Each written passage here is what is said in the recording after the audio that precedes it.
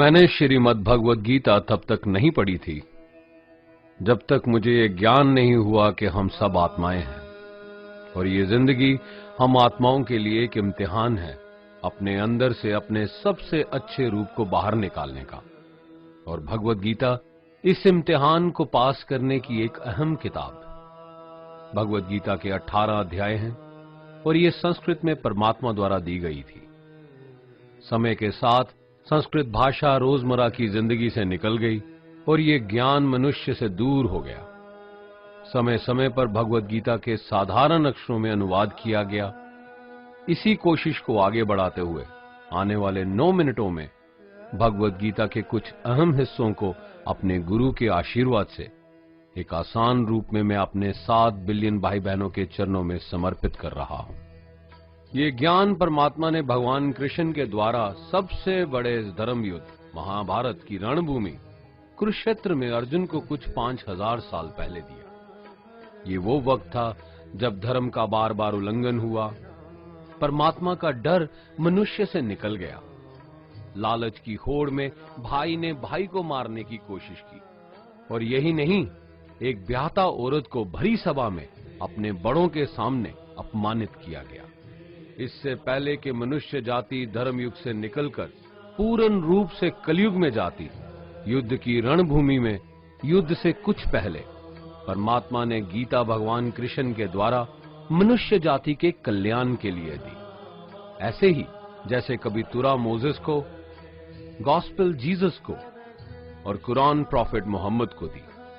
Gita, Bible, Quran, तुरा, गुरु ग्रंथ साहिब परमात्मा द्वारा दी गई किताबें हैं जो किसी एक धर्म के लिए नहीं बल्कि पूरी मनुष्य जाति के लिए है, पूरी इंसानियत के लिए है, सब आत्माओं के लिए है।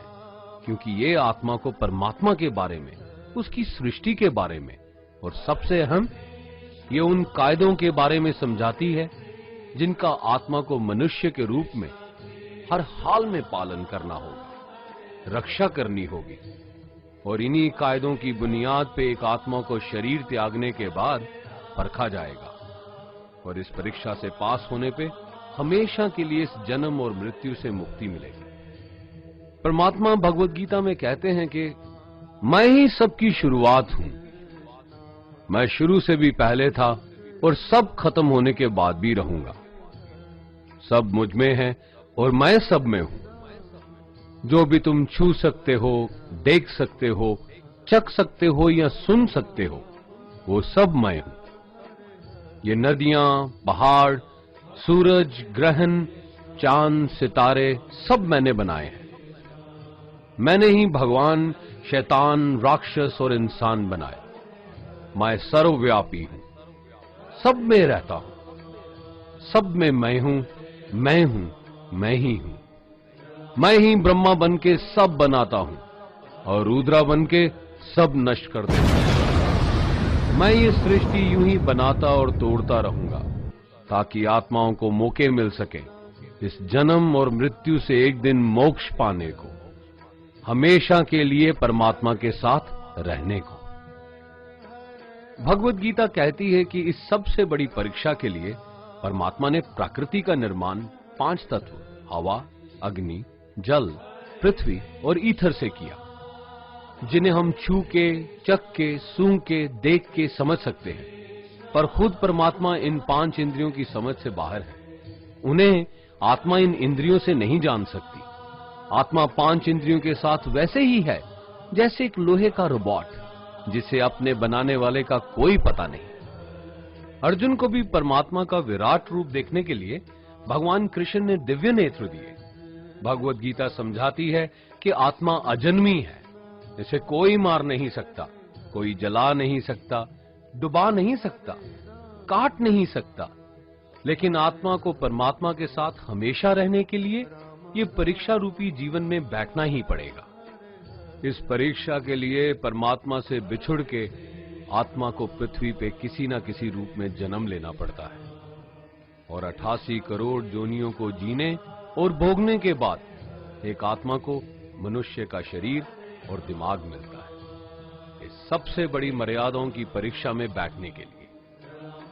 हर मनुष्य को इस पूरी परीक्षा के दौरान तरह तरह की अच्छी और बुरी भावनाओं के चक्रव्यूह में अपने ही भाई बहन या मित्रों के साथ डाला जाता है, जिसमें हर आत्मा को अपने अंदर के तामसिक और राजसिक अवगुणों से निकल के सात्विक जीवन में प्रवेश करने के मौके मिलते हैं। हमारे तामसिक गुण वो हैं जो हमारे अंदर हीन भावना पैदा करके हमें खुद को उदास और नुकसान पहुंचाते हैं, और हमारे राजसिक गुण हमें ईर्ष्यालु और लोभी बना के दूसरों के प्रति नुकसान पहुंचा सकते हैं। इस परीक्षा के दौरान हर आत्मा को तामसिक और राजसिक गुणों को खत्म करके अपने सात्विक गुणों से परिचित होना पड़ेगा। सात्विक गुण वो हैं जो आत्मा को अपने आसपास की हर चीज से जोड़े और उन्हें प्यार करना सिखाते हैं। परीक्षा के दौरान हर आत्मा को जीवन के चारों स्तंभ धर्म, अर्थ, काम और मोक्ष का ज्ञान पाके ही मुक्ति मिलती है। यही वो द्वार है जिन्हें समझ के ही आत्मा परमात्मा को समझ सकती है। पहला द्वार धर्म का है और शेर इसका प्रतीक है। धर्म वही है जो गीता में लिखा हुआ है, वेदों में लिखा हुआ है, गुरु ग्रंथ साहिब, बाइबल या कुरान में लिखा है। धर्म वही है जो धारण किया हुआ है, जिसे आपका दिल मानता है, जैसे झूठ नहीं बोलना, चोरी नहीं करना, भगवान का निरादर नहीं करना, दूसरों को नुकसान नहीं देना, यही सब धर्म है। और हर आत्मा को अपने जीवन काल में हर समय धर्म का पालन करना होगा और उसकी रक्षा करनी होगी। दूसरा द्वार अर्थ का है और घोड़ा इसका प्रतीक है। हर आत्मा अपने हर जीवन काल में अपने पृथ्वी पे होने का अर्थ या मूल कारण समझेगी।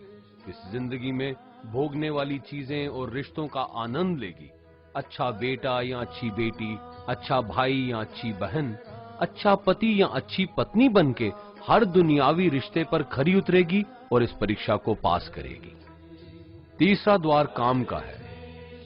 भगवत गीता समझाती है कि हर मनुष्य के अंदर काम, क्रोध, लोभ, मोह, अहंकार और ईर्ष्या जैसी 6 भावनाएं हमें अपने और दूसरों के प्रति नुकसान पहुंचा सकती हैं। इन भावनाओं को हर मनुष्य को हमेशा अपने नियंत्रण में रखना होगा, क्योंकि इनके बहाव में किया हुआ कोई भी काम हमारे जीवन भर की परेशानी का कारण बन सकता है। और एक आत्मा संतोष और सादगी से इन भावनाओं पे हमेशा के लिए विजय पा सकती है।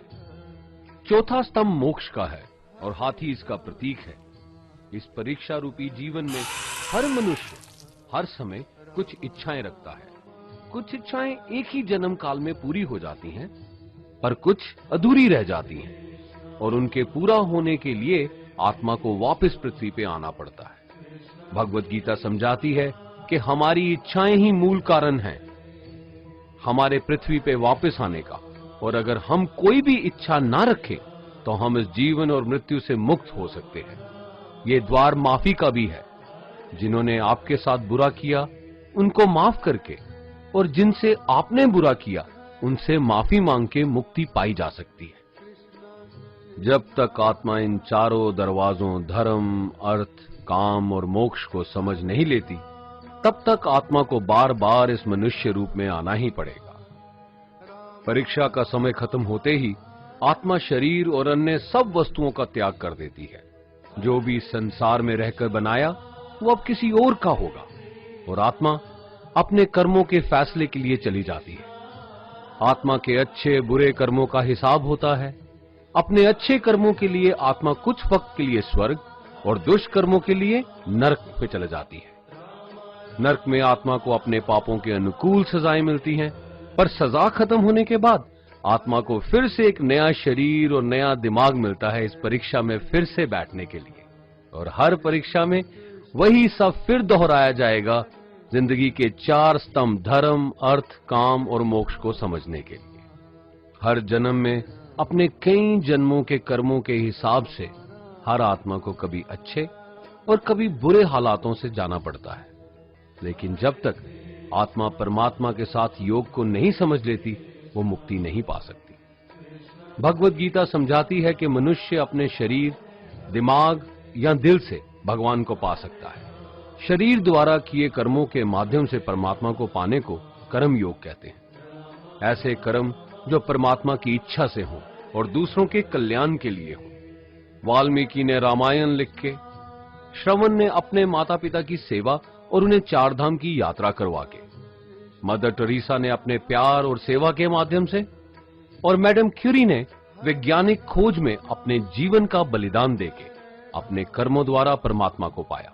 भगवत गीता समझाती है कि एक आत्मा दिमाग से भी परमात्मा के साथ योग लगा सकती है। इसे राजा योग कहते हैं, क्योंकि दिमाग या मस्तिष्क सब इंद्रियों का राजा है। एक मनुष्य अपनी आस्था, सांस प्रणाली, आसन, अभ्यास, साधना और तपस्या से परमात्मा को इस योग के रास्ते पा लेता है। इस योग को समझने के लिए हमें अपने अंदर की एनर्जीज यानी चक्रा और कुंडालिनी को समझना पड़ेगा। आत्मा मस्तिष्क से मेडिटेशन या ध्यान लगा के परमात्मा के साथ योग लगा सकती है। शंकराचार्य, स्वामी परमहंस, स्वामी विवेकानंद और उनके जैसे कई योगी इस योग के रास्ते परमात्मा के साथ संधि लगा पाए।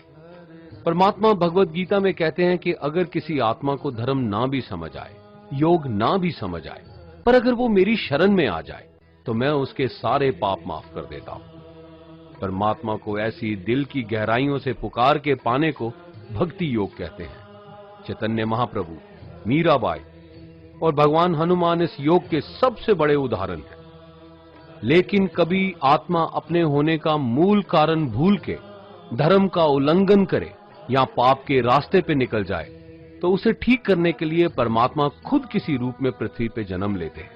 आइए श्री भगवत गीता, गुरु ग्रंथ साहिब, तुरा, बाइबल, कुरान या ऐसी किसी भी दीनी किताब को पूरा पढ़ के इस जिंदगी के असली मायने समझें और परमात्मा के साथ योग लगाएं। अगर आपने इसे पसंद किया तो इसे औरों को बांटिए, ताकि सब आत्माएं अपने यहां होने का मूल रूप समझ सकें और इस जन्म और मृत्यु से मुक्ति पाके हमेशा परमात्मा के साथ रह सकें। धन्यवाद।